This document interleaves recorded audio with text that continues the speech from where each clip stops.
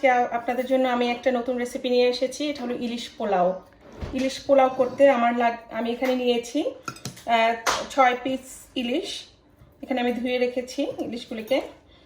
আর আমি এখানে রেখেছি কাঁচামরিচ, বেরেস্তা, এখানে একটা পেঁয়াজ, বড় পেঁয়াজ বেরেস্তা আছে, এখানে কিছু বাদাম আছে যেগুলিকে আমি ঘি দিয়ে ভেজে নিয়েছি, কিশমিশ, দারচিনি আর এলাচ।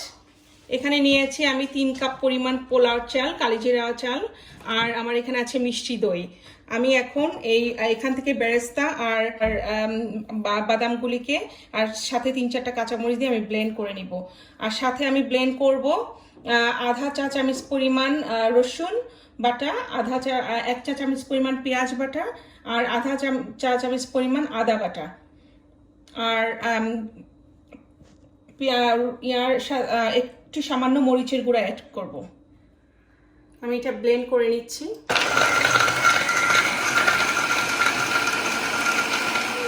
ব্লেন্ড করে নিব।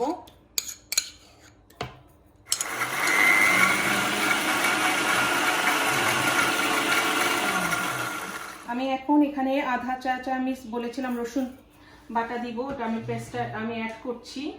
আধা চা চামচ আদা বাটা, আর এক টেবিল স্পুন পেঁয়াজ বাটা, এটাকে আমি অ্যাড করছি এটার সাথে। আর তার সাথে আমি অ্যাড করব ব্লেন্ড করা এই মশলাগুলি। আমি অ্যাড করে নিচ্ছি আধা চা চামচ পরিমাণ মরিচের গুঁড়া আর স্বাদ মতো লবণ। এখন আমি সবগুলিকে একসাথে মাখাবো।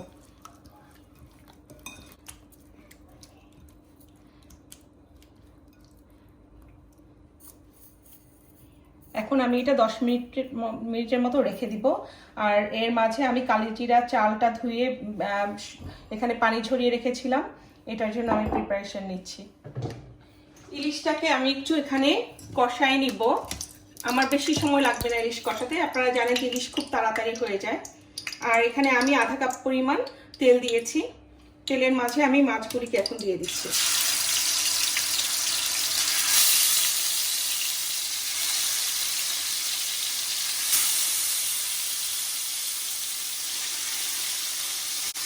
মশলাগুলিকে এখানে দই মিক্স করা সব মশলা বেরেস্তা ব্লেন্ড করা হয়েছে সেগুলিকে আমি দিয়ে দিচ্ছি।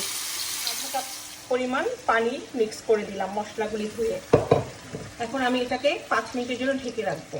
আমি উল্টিয়ে দিচ্ছি আগে, কারণ আমার এক সাইড কষানো হয়ে গেছে। উল্টিয়ে আমি 5 মিনিটের মতো ঢেকে রাখবো।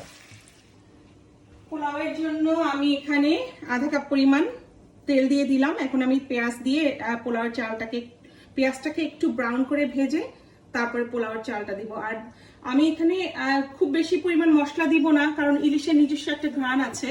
আমি চাই না ইলিশের ঘ্রাণটা নষ্ট হয়ে যাক, এই জন্য অল্প পরিমাণ এলাচ আর দারচিনি একদম সামান্য পরিমাণে দিব, যাতে ইলিশের ঘ্রাণটা থাকে। একটা পরিমাণ পেঁয়াজের সাথে আমি 3-4টা এলাচ আর অল্প পরিমাণ দারচিনি দিয়ে দিলাম। আমি এখন ওয়েট করছি, এটা যখন ব্রাউন হবে তখন আমি পোলাও চালটা দিয়ে ভেজে নিই। দেখতে পাচ্ছেন ইলিশটা অনেকখানি রেডি হয়েছে। আমি এটার মধ্যে একটু ঘি দিব। আমি বাংলাদেশ থেকে পাবনার ঘি আনিয়েছিলাম, ওটা আজকে ইউজ করব। এটা ইলিশের ফ্লেভারটাকে বাড়াবে। আমি এখন ইলিশগুলিকে তুলে রাখবো।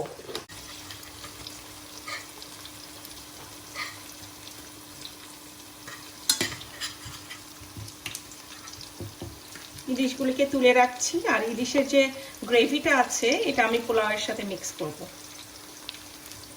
সুন্দর একটা ঘ্রাণ আসছে, ইলিশের ঘ্রাণ। যদি ইলিশটা আর একটু বড় ইলিশ হলে আরো ভালো হতো, একটু তেল, তারপরেও মাছটা খুব ভালো ফ্রেশ।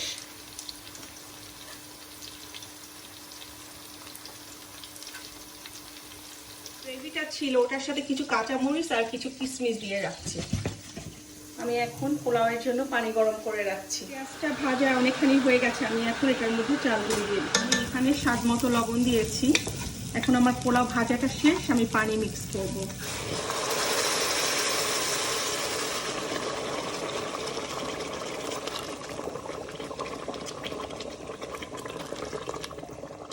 আমি 5 কাপ পরিমাণ পানি দিয়েছি। এখন এখানে আধা চা চামচ পরিমাণ একটু আদা মিক্স করব। আধা চা চামচ পরিমাণ আদা আমি দিয়ে দিচ্ছি পোলাওয়ের সাথে।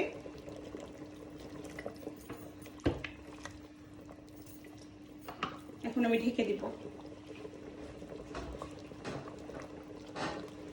আমি 2 টেবিল চামচ পরিমাণ গুঁড়া দুধকে গুলিয়ে দিয়ে দিচ্ছি। কিছু পোলাও তুলে নিব।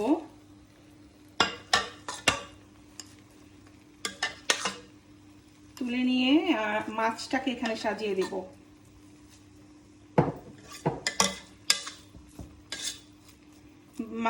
বাকি যেটুকু মাছ হওয়ার সেটা স্টিমে হয়ে যাবে এবং এই গ্রেভিটাও পুরো পোলাওর মধ্যে ঢুকে যাবে।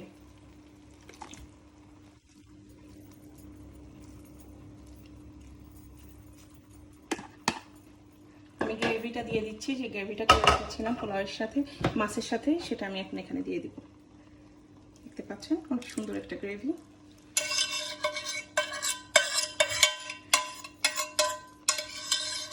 এখন আমি বাটিতে তুলে রাখা পোলাওটাকে এটার উপরে দিয়ে দিচ্ছি।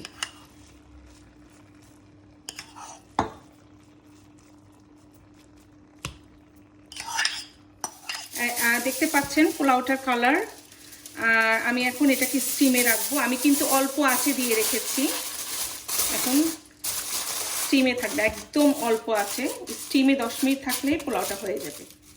হয়ে গেল আমার ইলিশ পোলাও। দেখতে পাচ্ছেন এটা খুব সুন্দর ঝরঝর একটা ইলিশ পোলাও হয়েছে।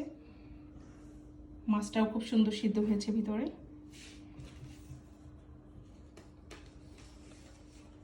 আশা করি নেক্সট রেসিপি পর্যন্ত আপনারা আমার সাথে থাকবেন। আমার রেসিপি ভালো লাগলে সাবস্ক্রাইব করবেন। Thank you.